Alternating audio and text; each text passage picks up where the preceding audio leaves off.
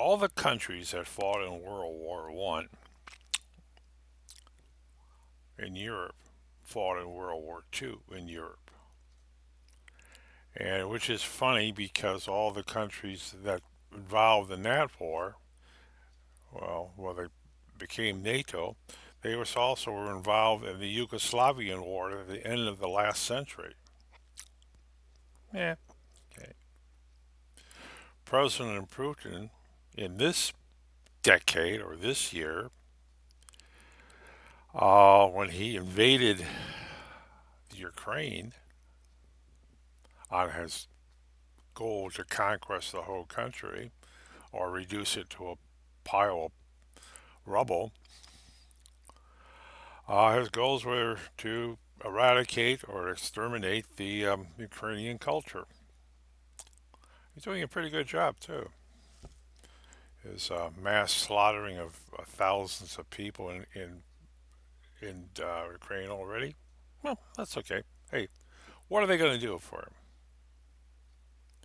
As they dig up more graves, more countries of the world have decided to supply Ukraine with what they had medical supplies, even doctors, nurses. The Philippines is well known for providing the United States with nurses. They can also be found in the Ukraine.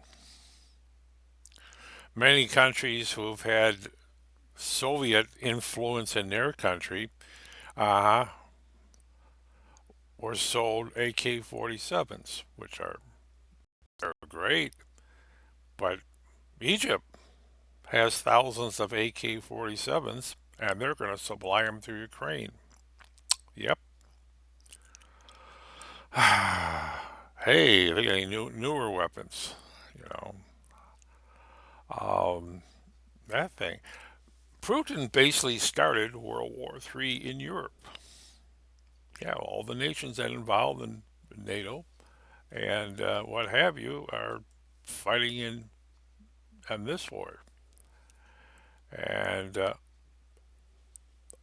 um, countries like Switzerland, who never got involved in anybody's war, well, they're a bad thing, is helping Ukraine.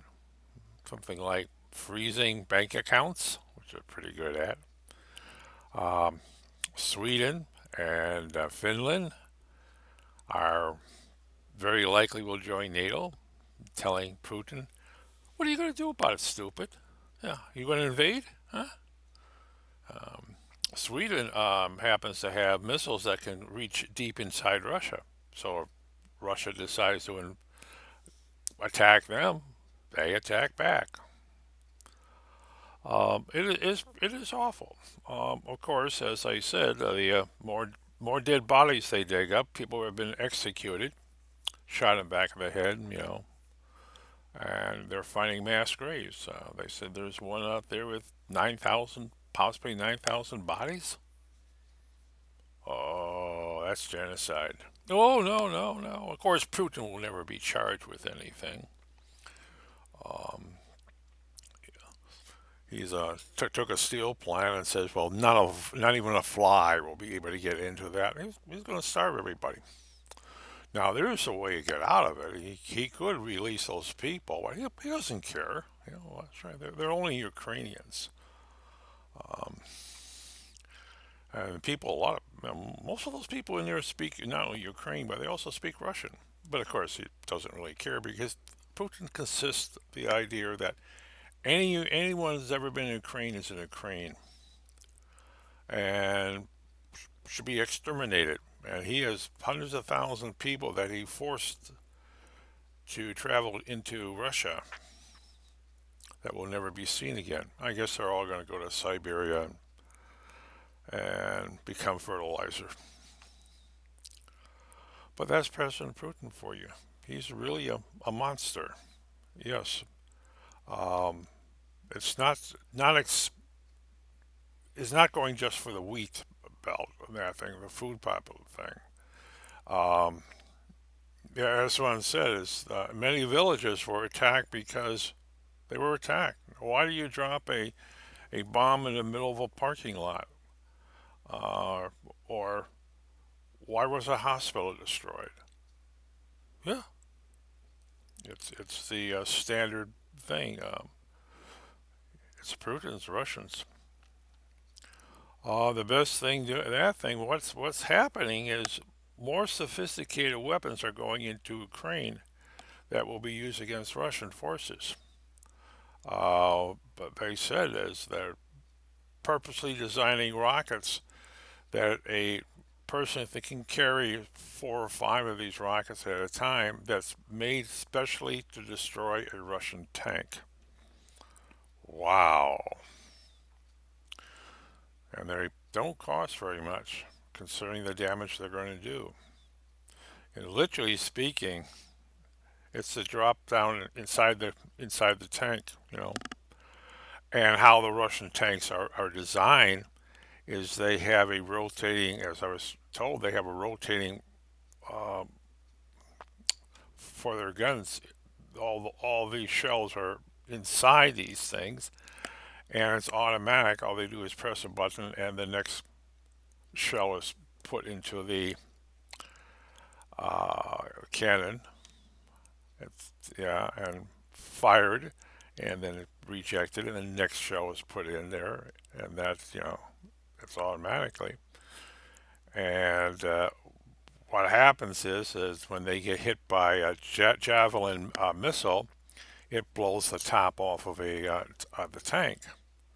Whereas Americans are fed their tanks are fed one shell at a time by a physically being fed by a person. I guess I can't trust the average Russians. Of course, all their tanks are controlled by a central computer, just in case the guy inside that thing decides to shoot it at his own forces. Yeah, Russian soldiers can't be trusted. Hey, Russian soldiers can't be trusted. They loot, they kill, they rape, destroy, they burn things. As some people say, they go down the street and they just simply burn all the homes they go past, and they enjoy that. They enjoy raping and killing, like up to a point. They also loot. As Russian crews have been killed, like all the stuff they looted from homes. This is what Russians do. This is what Russians always have done. This is why Russian governments have kept the people poor. So they know that when they get into a situation of they will go in there and they will destroy the house and they will loot the house and they burn the house down. It's always been that way. It's been that way for I would say 1,000 years. Is that 1,000 years ago, or 500 years ago? The only way you got an army moving is to give them free access. Every everything everything you get is yours. Standardized looting. Remember Saddam Hussein when he went to Kuwait? Uh huh. Let's see. They even they even ripped up the cables feeding the lights. They took the street lights and all the cable that went with it and shipped it back to Iraq. Yeah, yeah. And when they got caught in a mile-long convoy when they were fleeing Kuwait and got bombed, you better know it. They were looters. Yeah. But again, this thing is President Putin. Basically, yeah, Japan is sending equipment. South Korea is sending equipment. The Philippines is sending equipment. Um, even Vietnam. Vietnam, I thought they were. Yeah, but they don't like Russia. A lot of their guns have found out. A lot of Vietnam guns have been shipped to Ukraine. Oops, oops, oops, oops, oops. And yeah, because this war has interrupted commerce across the world. And Vietnam, well, that's our trading partner. And you invaded our trading partner. Yeah. And countries who trade with Ukraine and got equipment from Ukraine, this them from Ukraine or that from Ukraine, uh-huh, their market fell apart because of Russia, because of Putin. So what do? They go in there and they make sure, well, let me see, we have a flight going into Poland. And they offloaded a flight of AK 47s, RPGs, because of Putin interfered with commerce. Putin has interfered with commerce all over Europe. And he's threatened everybody. You you supply guns to them, we're gonna fix your hide. Yes. So, hey, that thing. Why is Mexico sending what to Ukraine? Medical supplies? Hmm. Why are countries in South America, not Venezuela, sending equipment to Ukraine? Um, and it's finding out that um, soldiers, citizens from that thing, have been flooding into Poland so they can cross over and help Ukraine fight Russians because it's good for commerce. Let's say Putin has really wrecked everything. Besides the plague, he's even worse, you know. Yeah. So, yeah. So, thank you, President Putin, for starting the last World War III in Europe.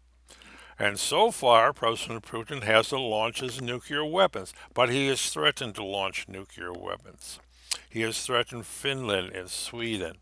He has threatened other little countries that we're going to invade you and we're going to slaughter your population and we're going to annex you into Russia. Yeah, yeah. And some of Russia's far eastern countries are looking at Mother Russia and saying, you know, we can get out of the Federation. Did I read somewhere that Belarus military refuses to attack Ukraine?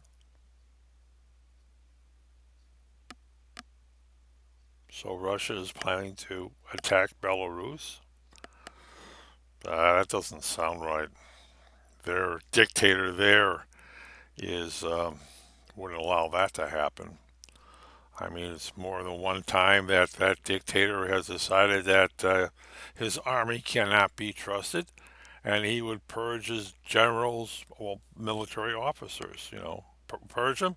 Yeah, shoot them. They die for the glory of Belarus. Oh well, that should do it. What can I say now? Goodbye.